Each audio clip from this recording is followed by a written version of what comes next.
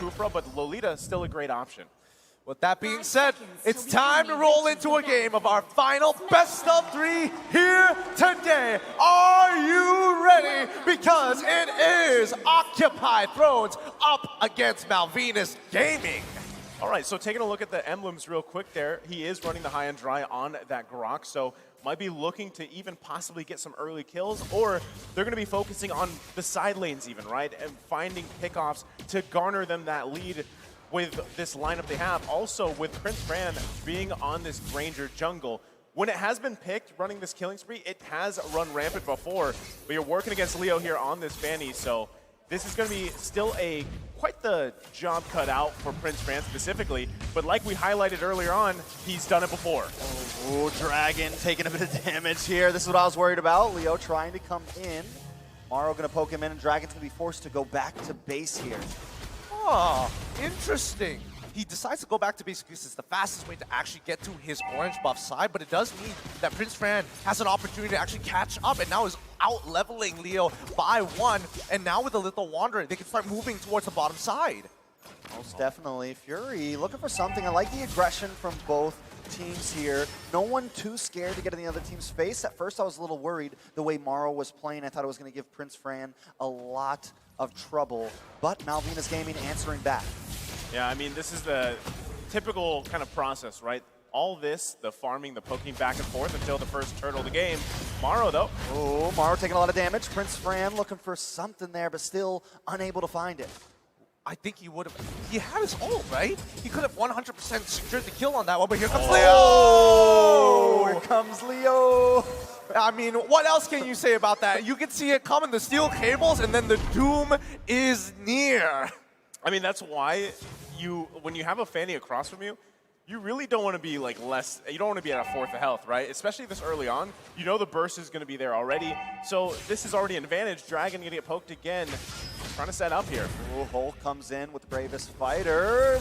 Dragon uses the wild charge. This is a real world manipulation. Both go down, but the stun does come on to Prince Fran. Now comes the Destinata. Does not connect, but Leo will connect. Prince Fran forces dash away, but he's not going to be able to make it. Leo picks up another kill, putting him at 2-0. Things are looking so good for Occupy Thrones. They have a really good idea of what they want to do against Malvinas Gaming, and unfortunately for Prince Fran, I think he's a little too hesitant on his ultimate. His ult? Yeah. He should be using it more often to initiate fights, to get the initial slow. Yeah, I mean, that's what I think too, and you can already see, right, Leo's off to a great start here, and I feel like if you didn't catch it during the draft, that's why he was clapping, right? He locked in this hero of his, that he loves the Fanny here. So, and it's already off to the 2-0 start. Itemization-wise, too, everybody's still working on that first big item of theirs. But with this gold lead going in favor of Occupy Thrones, they're in a great position here, especially, again, Maro on this Kaja has Flicker in just a couple seconds here. Might be looking for a Divine Judgment play if he can find one. Oh, I think he might do it right here onto Steppe. It looks kind of good, but no, he's not going to take the angle. And I think, you know, Occupy Thrones at this stage of the game generally is going to be thinking about, like, how do we snowball out of control? Because if we're talking about scaling, Malvinas Gaming, they've got some really scary heroes on their side. Yeah, but so does Occupy Thrones with Gato on this Claude. We know there's some possibilities, some insurance for the late game, along with the sustainability that you get from that Kaja. I mean, I'm a little worried. It's already a very bad start, but here comes the Divine Judgment. Steph may go down. Gato comes in with the Blazing Duet. Harley trying to do something, but it gets stunned down. This could be bad. Steph being picked up. Leo gonna find that kill. In comes the bravest fighter onto Harley, forced to go back under that tower, and Occupied Thrones is breaking down Malvinas. See, that's the frustrating thing with Ranger, right? It was Fury one hit away, but you just couldn't angle enough to get it, and now on the bottom side, they're going to clear that out. Still, I think a big question is, where does this Lunox fit? How does it go along with the rest of the game here, right? Joel Crew having the mystery shop here, going to be working towards building those items as fast as possible, because that burst damage, especially from the Chaos Bolt's obviously pretty scary, even at this point in the game. Dragon, though, should be just fine. Gonna have to recover, but still, you don't want to be low health here, especially with a Fanny across from you.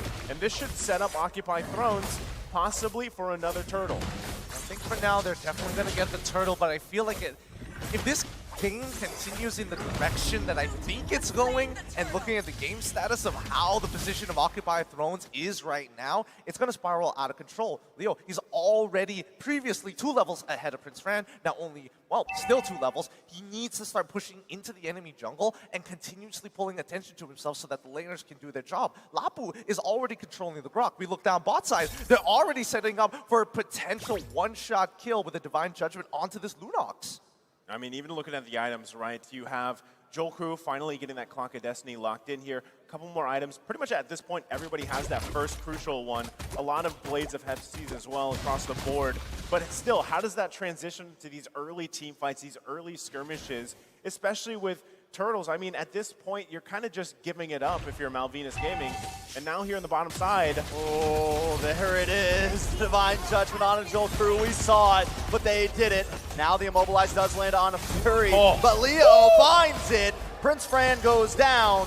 4-0-0. Leo may still want more.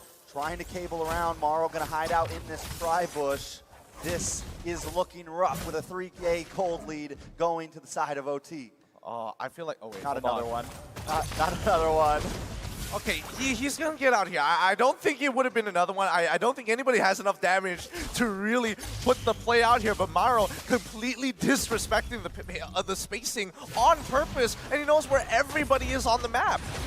I mean, they're still going at it here, right? Morrow in complete control. Top side, though. Dragon gonna get taken down pretty easily. Leo's just unleashing. I mean, this is just a Leo show in the jungle, but still, you complement it so well once again with Morrow on the Kaja here. And you're wondering, you know, we haven't seen Franco much. Well, that's because there's Kaja. It's on-demand targets. Oh, but the Destinata does land on Morrow, finally. Arle picking something up. Leo trying to find one of his own, though. Moves in, but it's a little bit too much more than he can chew. But now with the turtle up, Steffi gonna maybe try to zone this away. Fury getting a couple pokes in. Hulk is here as well, but I think we're at now a bit of a standstill. Yeah, I don't think this is good for OT at all. Right now, Fanny doesn't have her purple buff.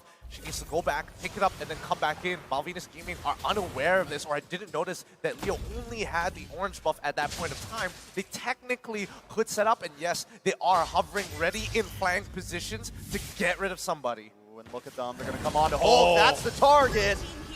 Mission completed. Hulk goes down.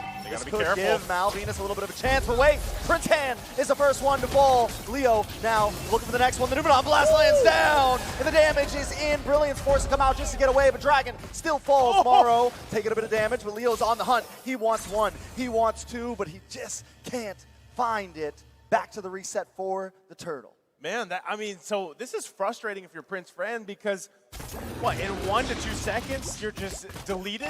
I mean, it's so hard to even play around that because you literally have one dash on this Granger here, and especially with the Malefic Roar being picked up by Leo, this is 7-0, right? He's just massive in this game so far. They might even have just free control on this Lord. At this point, Malvinas Gaming, yes, you saw the burst from Joel Crew. It's obviously there, has that Genius Wand, pairs up really well with Harley here. But still, I think Harley, he needs to lock in that Ice Queen. Yeah, wait a second. Real manipulation comes on. Destinata lands.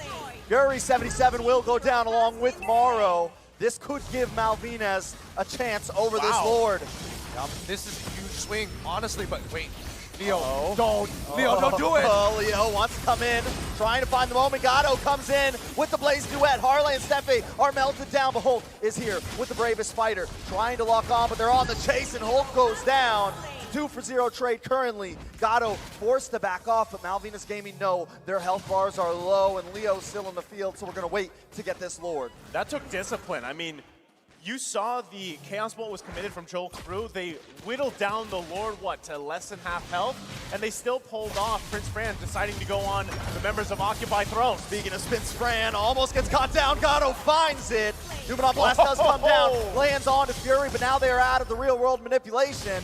Oh, wait a second, big flicker! Dragon finds his connection, and Fury 77 goes down. Ladies and gentlemen, we got a bloodbath. Oh my goodness, Dragon, the difference maker right now. And I get where you're coming at. It does take a lot of discipline to pull back. I think Occupy Thrones made a smart decision of throwing bodies to actually try and chunk Malvinas Gaming as much as they can to get them off of that Lord. Their lead, their 3K lead, now only cutting down to a 2K lead. Oh, potential dive down bot side though. Oh, tries to get it off, but gets stunned. Wait a second, Morrow is here to help out, but wait, that's a little bit too much. Forced to back off, but he does save Hulk. I mean, these are great moments for Malvinas Gaming. Don't get me wrong, right? Even itemization-wise, they're finally getting some of the items they need there. Like I mentioned, Harley's got the Ice Queen wand now. Dragon picking up a BOD here. But still, all that happened, they don't have any turrets down, guys. They need to get space on the map here, and that's why you see them struggling so much to actually get this Lord. It was about a 4K gold lead for Occupy Thrones at one point, but they're still going for picks here. They're still trying to get kills because they know we don't have this objective control that we need, despite us winning some of these skirmishes. And even Occupy Thrones doing a great job at just keeping them there. Oh, this is bad. Dragon will get picked off, and that is huge. Steffi just wastes the Numenon Blast. That is a lot of material. A man and ult down.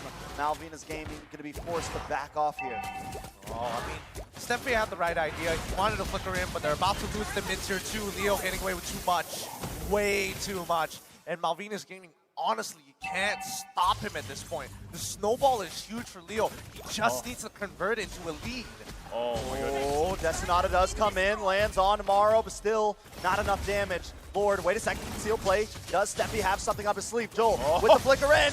Yes, lots of damage. Fury 77 goes down. Joel Crew wants to find Morrow. He finds him, 2 down. Lord down to about 20%. Hulk in the back line, focusing on to the rest, but he will fall next. Leo, though, does find Prince Fran, make that a double for Gatto. It's 3-2, but the Lord goes to OT. The battle continues. Leo goes down, and now it's Gatto all alone. I don't know if that's a fair trade for OT. You even see Leo, right, on the camera. He goes in, gets the retribution off, throws his hands up. Was it worth it? That's still the question here. Now, finally, Malvinas Gaming, out of that whole trade, they're finally going to get a couple turrets in the tier 1, get a little bit of space to work with here. Itemization-wise, too, it's now, at least they're catching up, right? Occupy Throne still holding on, but Gatto's going to get even scarier. He's already got those 3 core items for this Claude here, also running the Vengeance. So Malvinas Gaming, as the game goes on, they're really going to have to be careful on how they pick these fights because, again, you're relying on Dragon to find that Holy Mary wild charge setup if he can, but still the interaction, you're also relying on Joel Crew with Harley. They got to work on this Lord, get it cleared up, get a reset going here, and try to find picks here. I'm actually on the opposite opinion. I think Malvinas Gaming would say, all right, take what you want. As long as we're not too far apart and we hit critical mass, we've got a really good opportunity to turn this around because that's the power of Lunox, who just scales to almost infinity here and makes it really difficult for Gatto, who has to take vengeance just to keep himself alive against... Whoa. No way. Just when we thought Leo fell off, the damage is still there at 13 minutes. Oh, okay. Bit of a breather there. Hulk should be able to get out, but yeah, Joel Cruel now with 4 full items. Gatto, he's got to be really careful. See, that's the thing that's kind of scary, though, with if you're Malvinas Gaming is, whether it's Leo, whether it's Morrow, there's so much potential in them to find anybody from Malvinas Gaming and make it a numbers advantage, right? The pickoff potential is huge because if there was even follow-up from that, Leo got Prince Fran down to 1 HP pretty much. And even if you take Prince Fran out, hold on. Well, speaking of freaking someone off, Dragon will go down. Steffi wants to find it. Destinata does not connect to anyone, though. Neither does that Numenon Blast. Harley brings it out, but wait a second, the response. Oh, man, Numenon Blast! And Malvinas Gaming is wiped. Nothing but Harley left. That was a huge response for Fury. Can we get a replay on that? We need a replay. What fancy footwork, steel cables coming up, man. Harley is gone. We all know it was happening. And wait, Harley survives, and they already sacrificed 1. But this game should be done for. I don't know. Harley doesn't have it. Well, no, they do have the ult. They're going to be able to stop it, maybe wipe this out. Hulk trying to find it. The base taking a lot of damage. Dragon comes out. The response is there. And now OT is on the run. This is going a little bit longer, ladies and gentlemen. Oh, no! I mean, it started with Leo cabling into his death. And unfortunately, everything was clear there with Harley, and now the Lord is up here. Is Malvinas Gaming going to turn this game around? I don't know, this Lord should be able to go to them, and with the death counters being so long, they're going to be able to reclaim the map position. It was supposed to be over, but Malvinas Gaming is still in the throw. I can't believe that just happened. I am at loss for words at this point. And if Occupy Thrones lose this game, a lot of uncomfortable looks are going to be shown at Leo for what he did. Oh boy. Let's see how this is going to go, because this is the point of time where Malvinas Gaming is really going to bite back. Their Granger, he finally has a decent number of items. Most importantly, we're looking at Joel Cruel, who's got everything down. Just needs some magic penetration, and any Athena shields are not going to matter.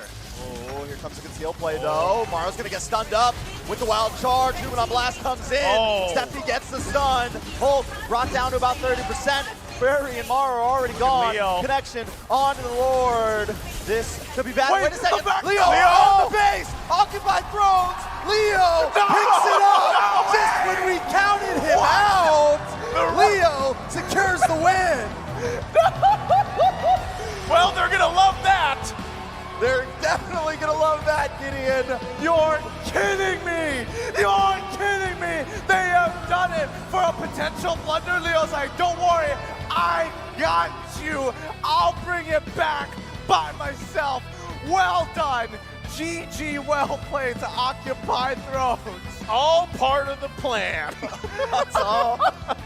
I mean, only an M4, guys. Only an M4 do we see the plays like that happen. Leo, that's all I got to say. Leo. I mean, he had let's be honest, he had an amazing game up until that moment, and then just completely made up for it there, able to secure it. What a match here. And you can see